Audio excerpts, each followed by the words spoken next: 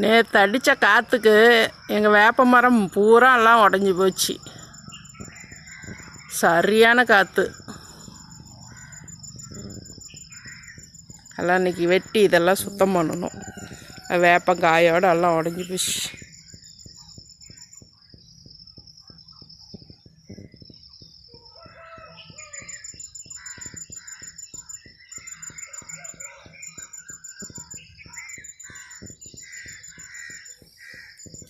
பெரிய மரமாக இருந்தது, இப்போ குட்டி மரமாகிருச்சு. அங்கே முறிஞ்சது இங்கே வந்து கீழே காட்டில் வந்து கிடக்குது.